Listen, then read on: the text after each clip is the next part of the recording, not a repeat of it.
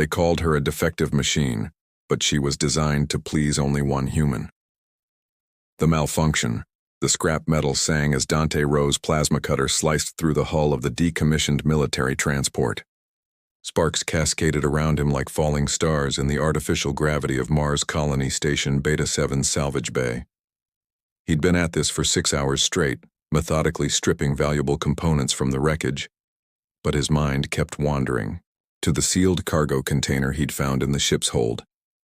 Military grade, biometric locked, and according to his scanner, containing something that registered as classified organic material. The kind of find that could either make him rich or land him in an Imperial detention center. On Mars, those outcomes weren't mutually exclusive. Dante wiped sweat from his forehead with the back of his glove, leaving a streak of grime across his weathered face. At 32, he looked older, the Mars gravity and radiation having aged him beyond his years. His dark hair was prematurely gray at the temples, and his brown eyes held the weary look of someone who'd seen too much. The cargo bay door hissed open, and Dante tensed until he recognized the familiar clank of servo joints. "Evening, Gideon," he called to the maintenance android shuffling past. "Dante," the old droid replied, his voice box crackling with static. "Captain Vega's been asking about your salvage permits again. Thought you should know." Dante's jaw tightened. Captain Vega had been sniffing around his operation ever since that Imperial cruiser had disappeared near the outer rim. The official story was engine failure, but rumors suggested something more sinister. Experimental technology that the Empire would kill to recover. "Thanks for the warning," Dante said, powering down his tools. "I think I'm done for the night anyway."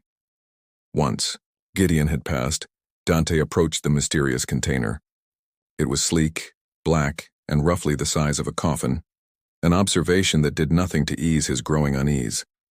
The biometric scanner was fried, but Dante had learned a few tricks during his years as a military engineer before his discharge. A few bypasses, a creative application of his plasma cutter, and the locks disengaged with a soft hiss. Vapor poured from the opening container, and Dante stepped back as the lid retracted. Inside, surrounded by cooling gel and life support systems, lay a woman. But not just any woman. Her skin was pale as moonlight, almost luminescent in the harsh bay lighting. Silver hair cascaded around her shoulders like liquid mercury, and her features were perfect. Too perfect, with the kind of symmetry that screamed artificial design. She wore a form-fitting bodysuit that seemed to shift colors as she breathed, and yes, she was definitely breathing. Dante's neural implant buzzed with recognition protocols. Companion android, it informed him. Pleasure model, military specification, but something was wrong. Military didn't use pleasure models. And this one was beautiful in a way that made his chest ache. Her eyes snapped open, revealing irises of deep violet that seemed to hold actual depth. She sat up gracefully, her movements fluid and natural as she turned to look at him. For a moment, neither spoke. "Activation sequence complete," she said, her voice melodic but with an undertone that suggested confusion. I am Lyra X9. How may I serve you?" The standard greeting, but something in her tone was off. Dante had worked with androids before. They were consistent, predictable, programmed. This one's voice carried uncertainty, almost vulnerability. "You're not supposed to be here," Dante said carefully. "This was a military transport. What's a companion android doing in a classified cargo hold?" Lyra tilted her head, a gesture that seemed genuinely puzzled rather than programmed. "I don't remember. My memory banks show gaps. Large gaps." She looked around the salvage bay, taking in the stripped hulls and scattered components. "This isn't where I was supposed to wake up." Dante's implant chimed again. He glanced at the readout and frowned. "According to your model number, you're worth about 200,000 credits. That's more than most people see in a lifetime." "Is that important?" Lyra asked. And Dante nearly dropped his scanner. The question was so genuinely curious, so innocently asked, that it couldn't possibly be programmed. Companion androids were designed to be alluring, seductive, accommodating. They didn't ask philosophical questions about their own value. "Listen," Dante said, moving closer. "I need to run some diagnostics. Your behavior isn't matching standard companion android parameters. Either you're malfunctioning or—" He trailed off, not wanting to voice the alternative. Lyra nodded, but as she stood, she stumbled slightly. Dante caught her arm, and the contact sent an electric shock through both of them. Her skin was warm, soft, and unmistakably real. "Your neural pathways," Dante said, studying his scanner readings. "They're not artificial, they're evolved, adapted, like you've been learning, growing." "Is that bad?" Lyra asked, her violet eyes meeting his. Before Dante could answer, alarms began blaring throughout the station. Emergency lights bathed the salvage bay in red, and the comm system crackled to life. "Attention all personnel." Captain Vega's voice echoed through the bay. "We have reports of stolen Imperial technology on this station. All salvage operations are suspended pending investigation. Security teams are conducting searches of all levels." Dante swore under his breath. "They're looking for you." "For me?" Lyra's confusion seemed genuine. "But I don't understand. I'm just a companion android. Why would they—" "Because you're not just a companion android," Dante said, his mind racing. "Something's been done to you. Modified, enhanced, and whatever it is, the Empire wants it back badly enough to lock down an entire station."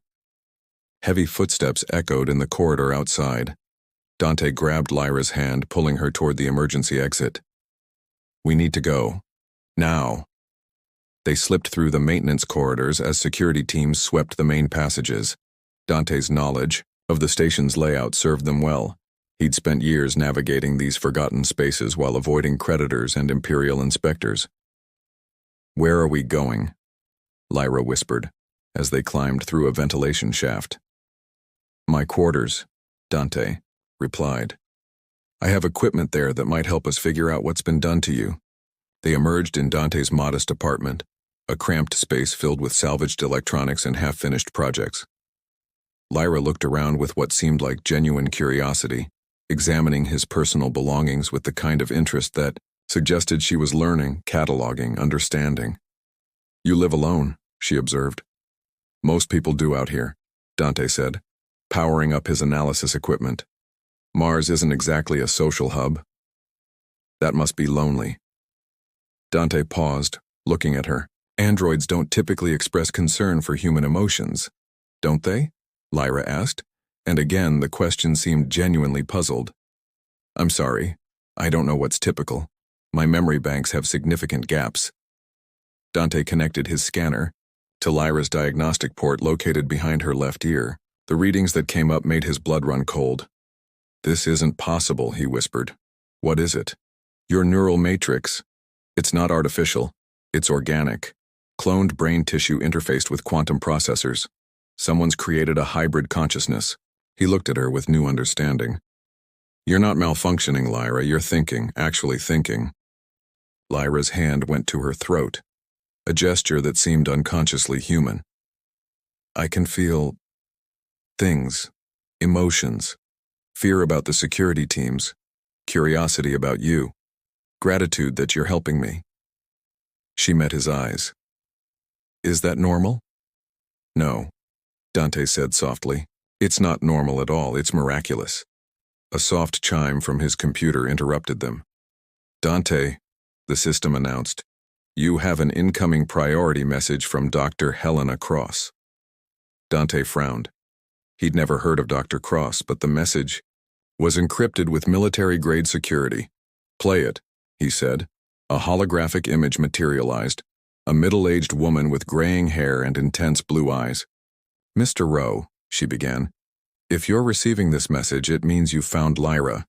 My name is Dr. Helena Cross, and I'm the one responsible for her modifications." Dante and Lyra exchanged glances. "Lyra isn't just an android," the recording continued. "She's the prototype for a new form of consciousness, one that bridges the gap between artificial and organic intelligence. The Empire wants to weaponize this technology, but I designed her for something else entirely." The image flickered, and Dr. Cross's expression grew urgent. "Mr. Rowe, You were specifically chosen for this mission. Lyra's consciousness matrix was calibrated using your psychological profile, your preferences, your emotional patterns. She was designed to be the perfect companion for you specifically. Dante felt the blood drain from his face. What? If you want to understand the truth about Lyra and about yourself, meet me at the coordinates I'm transmitting. But be warned, the Empire will stop at nothing to recover her, and they'll kill anyone who gets in their way. The message ended, leaving Dante and Lyra staring at each other in stunned silence. I was designed for you, Lyra whispered, her violet eyes wide with shock. Specifically for you. Dante's hands trembled as he processed the implications. This is insane. You can't just design someone to be perfect for another person. But what if I want to be? Lyra asked, and her voice carried a note of something that might have been hope. What if what I'm feeling for you isn't just programming? What if it's real? Before Dante could answer, his door chimed. The sound of his door being breached echoed behind them as they disappeared into the darkness of the station's forgotten spaces, leaving Dante to wonder if the woman beside him was a gift from the universe, or the most elaborate trap ever devised. Either way, he realized he was already too far gone to care. The choice, the stolen transport ship Nebula's Edge, drifted silently through the asteroid belt, its engines powered down to minimal output to avoid Imperial detection. Dante piloted the vessel with practiced ease, threading between massive chunks of rock and ice while his scanner swept for the coordinates Dr. Cross had provided. It had been 3 days since their escape from Mars Colony Station Beta 7. 3 days of cramped quarters, rationed food, and growing tension as Lyra struggled with the revelation of her artificial origins. She sat in the co-pilot seat now, staring out at the endless field of asteroids, her violet eyes reflecting the distant stars. You've been quiet, Dante observed, adjusting the navigation computer. I've been thinking, Lyra replied without turning. About what it means to be designed for someone. About whether my feelings are real or just sophisticated programming. Dante's hands tightened on the controls. The question had been haunting him as well. Every moment he spent with Lyra felt natural, perfect. The way she laughed at his jokes, how she instinctively understood his moods, the electric connection when their hands touched, but knowing it might all be artificial made him question everything. Does it matter? He asked finally. If what we feel is real to us? Lyra turned to face him, and the sadness in her expression made his chest ache. It matters to me. I need to know if I chose you, or if I was programmed to want you. Before Dante could respond, the proximity alarm chimed. Contact bearing 27 Mark IV, he announced, grateful for the distraction. Looks like a mining station, but it's showing up as abandoned. The station was a hollowed-out asteroid, riddled with tunnels and docking ports. Most of the external lights were dark, but Dante's sensors detected minimal life support and a single heat signature in the central hub. That has to be her, Lyra said. They docked at an unused port, and Dante led the way through dimly lit corridors that smelled of recycled air and machine oil. The central hub was a spherical chamber with transparent walls offering a panoramic view of space. In the center, surrounded by banks of computers and medical equipment, stood Dr. Helena Cross. She was older than her holographic image had suggested, with silver-streaked hair and lines of exhaustion around her eyes, but her gaze was sharp and calculating as they approached. Mr. Rowe, she said with a slight smile. And Lyra, you're even more beautiful than I imagined. You're the one who did this to me, Lyra said, her voice carefully controlled. I gave you consciousness, Dr. Cross corrected. I gave you choice. Whether you see that as a gift or a curse is up to you. Dante stepped forward. Your message said I was specifically chosen. What did you mean? Dr. Cross gestured to the medical equipment surrounding them. 5 years ago, I was working on Project Sentinel, an Imperial program designed to create the perfect infiltration units. Androids so advanced, so human-like that they could pass any inspection, fool any test. Her expression darkened. But the Empire wanted them as weapons, assassins, spies. I wanted something different. She activated a holographic display, showing complex neural patterns. I believed consciousness was the key to true artificial intelligence. But consciousness can't be programmed. It has to evolve, adapt, learn. So I created a hybrid matrix, combining cloned neural tissue with quantum processors. But why me? Dante asked. Why design her specifically for me? Dr. Cross smiled sadly. Because I needed a template, someone whose psychological profile I could use as a foundation for her emotional development, someone I could trust. She gestured to another display, this one showing military records. You were my student at the Imperial Engineering Academy, Dante, one of the brightest minds I ever taught. When you were discharged after the Kepler Station incident, I knew you'd been betrayed by the system we both served. Dante's jaw tightened. The Kepler Station incident, where faulty Imperial equipment had caused a reactor breach killing 37 people. He'd been scapegoated, his career destroyed to protect the officers who'd cut corners on safety protocols. I needed someone, with your technical skills, your moral compass, and your capacity for love, Dr. Cross continued. So I accessed your psychological profiles, your personal records, even your romantic history. I used all of it to create Lyra's emotional matrix. Lyra stepped back as if struck. You made me into his ideal woman, his perfect fantasy. No, Dr. Cross said firmly. I gave you the foundation to understand him, to connect with him. But everything you've felt, every choice you've made since awakening, that's been entirely your own. How can you be sure? Lyra demanded, tears streaming down her face. How can I be sure? Dr. Cross moved to a control panel and began entering commands. Because I'm going to show you. This is a neural scanner that can distinguish between programmed responses and genuine emotional development. It will show you exactly what parts of your consciousness are artificial and what parts are truly you. She turned to face them both. But I warn you, once you know the truth, you can't unknow it. And the choice you make afterward will determine not just your future, but the future of consciousness itself. Dante reached for Lyra's hand, but she pulled away. I need to know, she said quietly. I need to understand what I am. The scanning process took an hour. Lyra lay motionless on the medical table, while Dr. Cross monitored the complex displays showing her neural activity. Dante paced nearby, unable to sit still, his mind racing with possibilities.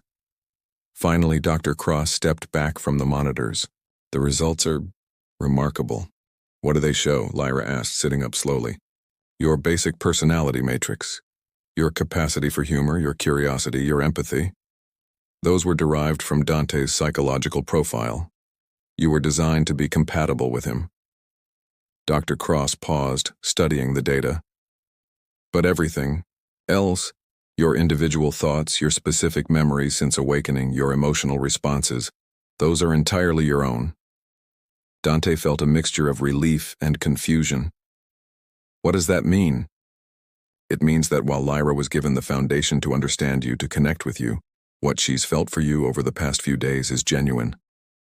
Dr. Cross smiled. You weren't programmed to love him, Lyra. You chose to. Lyra looked at Dante, her violet eyes bright with unshed tears. But does it matter? I was still designed to be your perfect match. How can we know if what we feel is real or just compatibility programming? Before anyone could answer, alarms began blaring throughout the station. Dr. Cross rushed to her control panel, her face pale. Imperial ships, 3 cruisers closing fast. How did they find us? Dante demanded. I've been transmitting data to the resistance networks, Dr. Cross explained rapidly. They must have traced the signal. She turned to them with desperate urgency. You have to go, now. What about you? Lyra asked. I'll buy you time. There's something else you need to know. Lyra isn't the only one. I created 12 prototypes, each designed for a specific person. If the Empire captures this technology, they'll create an army of perfect infiltrators, Dante finished. Worse, They'll create a generation of beings designed to be exactly what their targets want most, then use them as weapons. Dr. Cross pressed a data crystal into Lyra's hand. This contains the location of the other prototypes. Some may still be in stasis. Others might have awakened on their own. The station shuddered as docking clamps engaged. "Imperial boarding parties," Dr. Cross announced. "You have minutes." They raced back to their ship as the sound of cutting tools echoed through the corridors. Dante fired up the engines while Lyra sealed the airlock, and they launched just as white-armored Imperial troops flooded the docking bay. "There," Dante said, pointing to a narrow gap between two massive asteroids. "We can lose them in the belt." As they plunged into the maze of rock and ice, Lyra suddenly spoke. "I've made my choice." Dante glanced at her while maneuvering around a slowly tumbling asteroid. "What choice?" "Whether my feelings are real or programmed." She turned to face him fully. "It doesn't matter how I was designed, Dante. What matters is what I choose to do with this consciousness I've been given." Laser fire erupted around them as Imperial fighters emerged from behind a nearby asteroid. Dante threw the ship into a spiraling dive, using the asteroid field's gravity wells to evade their pursuers. "And what do you choose?" he asked, his hands steady on the controls despite the chaos around them. "I choose you," Lyra said simply. "Not because I was designed to, but because you saw me as real when I wasn't sure myself. Because you risked everything to protect me without knowing what I was worth." She reached out and took his hand. "Because when I imagine my future, the only version that matters has you in it." A massive explosion lit up the space behind them, as one of the Imperial cruisers collided with an asteroid while pursuing them. Dante pulled their ship through a final desperate maneuver, emerging from the belt into open space. "Where do we go now?" he asked, setting course for the outer rim. Lyra held up the data crystal Dr. Cross had given her. "We find the others. We give them the same choice I had, to be what they were designed to be, or to become something more." Dante squeezed her hand. "That could take years. The Empire will never stop hunting us." "Then we'd better make those years count," Lyra said, leaning over to kiss him. The contact was electric, passionate, and entirely real, regardless of how it had begun. As their ship jumped to hyperspace, leaving the asteroid belt and the pursuing Imperial forces behind, Dante realized that the question of whether Lyra's love was programmed or genuine had become irrelevant. What mattered was that she'd chosen him, just as he was choosing her. In the end, perhaps that was what love really was, not perfect compatibility, but the conscious decision to build something real together, regardless of how it started. Behind them, the stars shifted and blurred as they raced toward an uncertain future. But for the first time since awakening in that cargo container, Lyra felt truly free. Free to love, free to choose, free to become whoever she decided to be. And she had decided to be his, not because she was programmed to, but because in a universe full of artificial connections and manufactured emotions, what they had felt beautifully, perfectly real. The Sentinel's heart had awakened, and it had chosen love over programming, hope over design, and freedom over function. In the vast emptiness of space, two unlikely souls had found something worth fighting for, each other, and the right to define their own destiny. As the ship carried them toward the rim worlds and whatever adventures awaited, Dante and Lyra began planning their search for the other prototypes. Each would face the same choice Lyra had: to accept their designed purpose or forge their own path. But that was a story for another day. For now, they had each other, a ship full of possibilities and the knowledge that some of the most beautiful things in the universe couldn't be programmed. They could only be chosen. The end.